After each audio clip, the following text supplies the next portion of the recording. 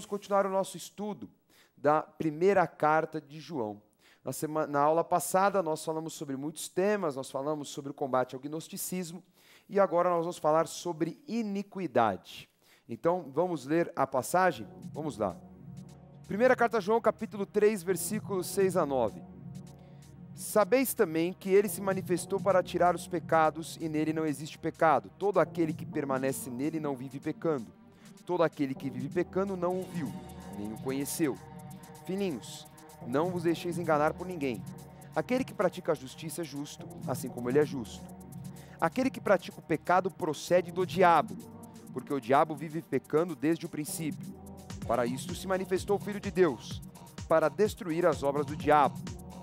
Todo aquele que é nascido de Deus não vive na prática do pecado, pois o que permanece nele é a divina semente. Ora, esse não pode viver pecando, porque é nascido de Deus. Bispo G, vou colocar aqui um tema complexo. Nós vamos falar agora sobre iniquidade. E aqui é um paradoxo de João, porque João começa com o seguinte argumento. Quem vive no pecado é do diabo. E alguém em casa deve estar perguntando, peraí, mas eu peco ainda. Eu também peco. Eu me converti, sou batizado, tenho lutado para estar em santidade, mas eu peco. Então, eu ainda vivo com o diabo? Calma lá.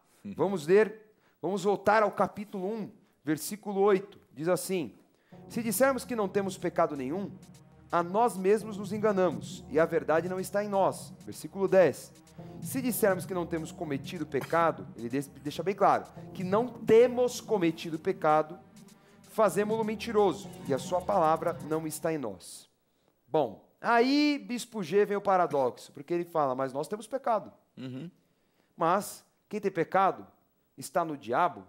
Enfim, o que ele quer dizer com isso, Bispo G? A realidade ele coloca aqui até de uma forma muito clara, ele coloca aqui que vive na prática do pecado, que pratica o pecado. E o que é a prática? Quem pratica é que exercita, que faz, que dá manutenção. Então não é alguém que só que peca. Então, por exemplo, nós vemos que a prática é que leva um atleta a ser, vamos dizer assim, desenvolver em determinado esporte. Por que a prática? Porque ele faz tanto que de repente ele se desenvolve naquele esporte. A mesma coisa o pecado, quem pratica, se desenvolve no pecado. Agora, uma pessoa que vem e de repente joga um esporte um dia, vão falar que ele é ruim, você não tem nada, por quê? Ele simplesmente jogou aquele esporte. É muito diferente daquele que pratica o esporte. É a mesma coisa do pecado. Uma pessoa que peca eventualmente e alguém que está na prática do pecado. Já está dominado, obviamente, e não tem o Espírito de Deus. Aquele que pratica o pecado conscientemente e tem uma prática contínua, cotidiana, nós chamamos de um processo de iniquidade. Né? A pessoa tem um domínio satânico sobre ela. E é claro que esse domínio satânico é exatamente o que ele está se referindo, né? É do diabo, porque está sob o domínio de Satanás, conscientemente. Né? Consciente que aquilo faz mal, que aquilo é errado e permanece com a mesma prática. Agora nós vamos falar do homem da iniquidade, ou da figura espiritual da iniquidade, que é o anticristo, porque nós vemos aqui, Bispo G, o fato dele falar que o diabo peca desde o início. Por quê? Porque ele pecou na eternidade. Eternidade não tem tempo, então ele vive em pecado. Perfeito. Perfeito? Aí ele vai falar de uma figura muito interessante, que vai ser muito mais tratada no livro de Apocalipse, que é a figura do anticristo. Mas talvez esta seja a passagem da Bíblia que mais fale o nome anticristo, a palavra anticristo. Então, vamos ler o capítulo 2, versículo 18. Filhinhos, já é a última hora, e como ouvistes que vem o anticristo, também agora muitos anticristos têm surgido pelo que conhecemos que é a última hora. Eles saíram do nosso meio, entretanto não eram dos nossos, porque se tivessem sido dos nossos, teriam permanecido conosco. Todavia, eles se foram para que ficasse manifesto que nenhum deles é dos nossos. E vós possuís unção que vem do santo, e todos tendes conhecimento. Não vos escrevi porque não saibais a verdade, antes porque a sabeis, e porque mentira alguma jamais procede da verdade. Quem é o mentiroso, senão aquele que nega que Jesus é o Cristo? Este é o anticristo, o que nega o Pai e o Filho. Então aqui a gente coloca, na verdade, não uma figura apocalíptica, que é aquela figura do anticristo que vai dominar o mundo, tal, aquela coisa toda. Mas ele coloca o anticristo como um sentimento, como um espírito mesmo, que domina as pessoas. Ou seja, que se levanta contra tudo que tem o nome de Cristo. Uma coisa óbvia, anticristo. Nega Cristo. E ele fala de pessoas que saíram do próprio meio. Então a pessoa que é ímpia, ela nega Cristo? Nega. Mas ela não tem o conhecimento, ela é completamente ignorante. Aqui ele está falando de uma coisa muito mais profunda, de alguém que teve o conhecimento e que está negando. Conheço muitas pessoas que, num primeiro momento, estavam conosco, né, eram realmente apegadas à fé, à palavra e tudo mais, de repente, por qualquer coisa louca desse mundo, se revoltaram e negam a Cristo hoje e não estão mais conosco. Então, nós vemos que é um processo natural estas pessoas abandonarem, né, o meio, o corpo de Cristo. Por quê? Porque elas não conseguem mais se relacionar, porque elas optam em se relacionar com o diabo, e não tem como se misturar, é impossível. Não é? Agora, tem uma artimanha terrível, que é o anticristo dentro do corpo, conscientemente, com o objetivo de engano e de manipulação. E essa figura vai ser uma figura chamada falso profeta. Ainda que exista a figura humana do falso profeta no final dos tempos, como narra Apocalipse, nós vemos esse mesmo espírito agindo sempre, como o anticristo sempre agiu. Porque o anticristo ele está desde o início dos tempos. Sempre se levantando contra Deus e usando pessoas contra a obra de Deus. Agora ele tem uma faceta, se podemos dizer assim, ou ele tem uma forma, Satanás tem essa forma de agir, que é através do engano, da manipulação, das fábulas e das próprias religiões. Então vamos ver o capítulo 4, versículo 1, que vai falar muito sobre esta figura. Amados, não deis crédito a qualquer espírito. Antes provai os espíritos se procedem de Deus, porque muitos falsos profetas têm saído pelo mundo afora. Nisto reconheceis o Espírito de Deus. Todo espírito que confessa que Jesus Cristo veio em carne é de Deus. E todo espírito que não confessa Jesus não procede de Deus. Pelo contrário, este é o espírito do anticristo, a respeito do qual tendes ouvido que vem e presentemente já está no mundo. Filhinhos, vós sois de Deus e tendes vencido os falsos profetas, porque maior é aquele que está em vós do que aquele que está no mundo. 6. Nós somos de Deus. Aquele que conhece a Deus, nos ouve. Aquele que não é da parte de Deus, não nos ouve. Nisto reconhecemos o espírito da verdade e o espírito do erro. Ou seja, a pessoa que continua no espírito do erro é aquela que não quer se consertar. Ela ouve o homem de Deus, mas não dá crédito. Então, aqui o não ouvir é, eu não quero saber, eu quero fazer do meu jeito, ou eu quero mesmo ser enganada. E é enganada pelo espírito do anticristo. Então, Apocalipse 20:10 fala destas figuras, a besta do anticristo, o falso profeta, o próprio Lúcifer, que morrerão eternamente, mas aqui nós estamos falando de armas letais de domínio universal que Satanás coloca para roubar a alma, para conduzir a alma ao inferno, que é o espírito do anticristo, que é conscientemente a pessoa negar a Cristo, rejeitar a Cristo. E o falso profeta, que é o engano das religiões, as manipulações, até sinais fazem para enganar. Nós vemos um reforço sobre esse assunto nos primeiros capítulos de Apocalipse, quando ele escreve as cartas às 7 igrejas da Ásia Menor. Porque cada igreja estava sofrendo de alguma forma de uma manipulação religiosa, de alguma seita, de algum dogma, de algum engano. Algumas estavam no processo de negar a Cristo conscientemente, o processo da apostasia. Isso, outras no pecado. Que Paulo vai falar, a carne, né, a manipulação das verdades a favor de alimentar a sua própria carne. Então ele fala assim, vocês precisam provar os espíritos se procedem de Deus. Como? Frutos. O discernimento que vem de uma relação profunda com Deus. É muito interessante, Bispo G, muitas pessoas assim, eu quero viver um milagre, eu quero realmente saber se isso é de Deus ou não. Como é que uma pessoa vai saber se uma determinada obra é de Deus ou não, se Deus não está nela? Se ela tem um relacionamento raso com Deus. Então a pessoa ela acha que ela vai construir um relacionamento com Deus de um dia para o outro. Que simplesmente aceitei Jesus, agora vem como se fosse descer um espírito sobre ela e que agora tem os superpoderes e que agora as coisas vão acontecer de forma alguma. Vai desenvolver, né? Acha que vai receber o Espírito de Deus para desenvolver. Pois é, e não é assim. É. Então, principalmente o dom, que é um dom fantástico, que é o dom do discernimento do Espírito, só é possível receber aquele que tem um relacionamento profundo com Deus, um relacionamento que se construiu por anos. Então você sabe se alguém não procede de Deus pelo discernimento que é do Espírito. Amém. E até o conselho que vem, um exemplo bacana, Davi. Então em 1 Samuel, o primeiro livro de Samuel, capítulo 24, Davi está diante daquela oportunidade na caverna para matar em En-Gedi, né, a Saul, e o conselho parecia até coerente e conveniente. Dá uma só. Vai lá e mata. Deus está entregando nas tuas mãos Saul, Davi. Esta é a tua oportunidade, está te perseguindo, ele é um cara mau. Você vai livrar Israel desse domínio demoníaco. Davi até intenta, mas de repente o coração dele sente o bater quando ele corta a hora do manto, porque ele tinha um discernimento.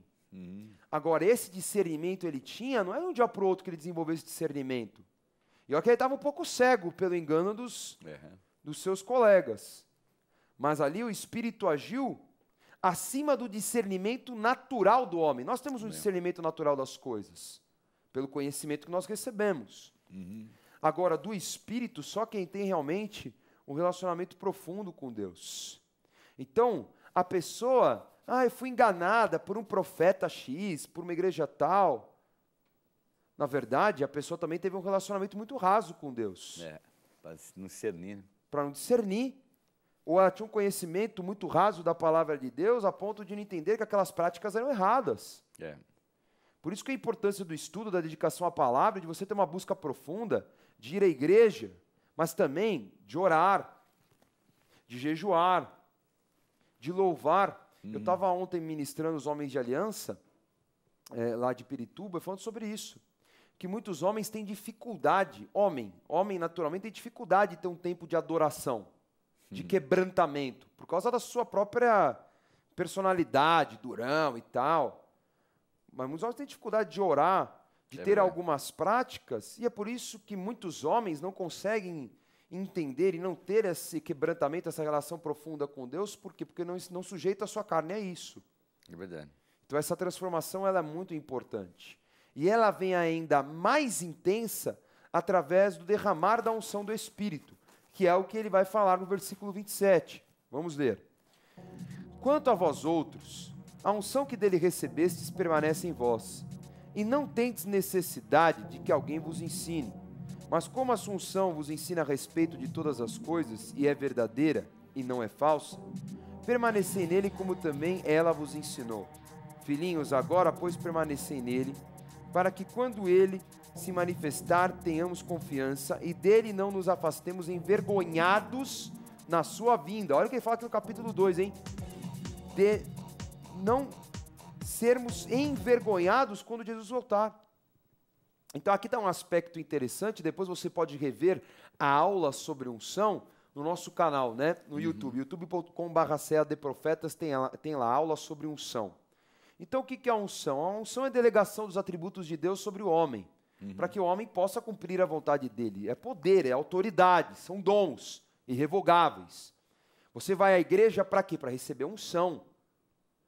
Esse é um dos motivos mais importantes de você ir à igreja, estar debaixo de um envio. Alguém que está impondo as mãos e dando unção para você e te enviando. Então o que acontece? A unção ela permanece e a unção ela te capacita. Porque ela é espiritual, é impressionante, né, Bispo G? Como algumas coisas naturalmente nós não fazemos, mas como o Espírito nos orienta a fazer e nos capacita a fazer. É verdade.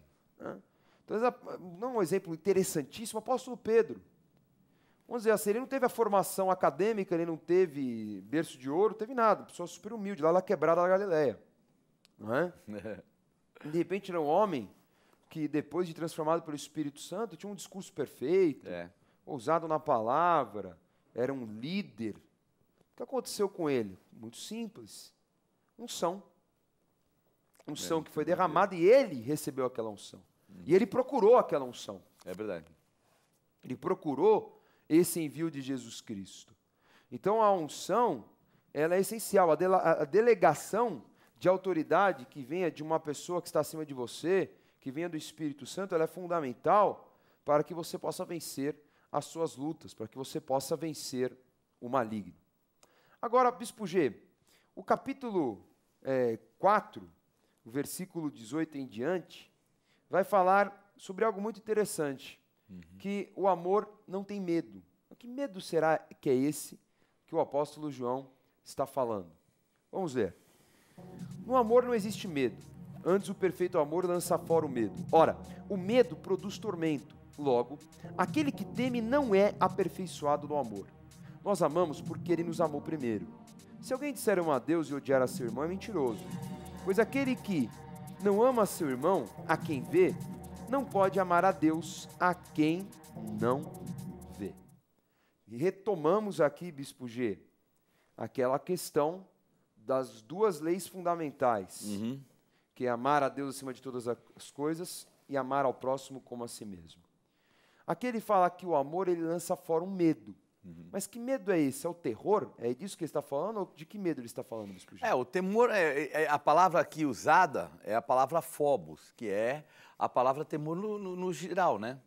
Então ela não trata somente de vamos dizer, de um elemento ou medo, mas ela tem um temor, um lado até de temor, né, de coisas que possam acontecer. E esse amor é um amor perfeito, é um amor que, pela fé que você tem, a confiança que você tem nesse amor, você enfrenta qualquer coisa. E aqui isso foi muito pertinente até o momento da igreja, porque era o momento da perseguição. Era o momento que pessoas estavam sendo queimadas, outras eram jogadas com peles de carneiro, presas ao corpo, aos leões. Então, para cachorros também que devoravam. Então, quer dizer, era um momento que a pessoa poderia ser lançada de uma hora para outra para uma situação de martírio. Agora, tendo o Espírito Santo de Deus, ela encararia essa situação, que eram situações temerárias mesmo. E João acabou formando aí mártires, né?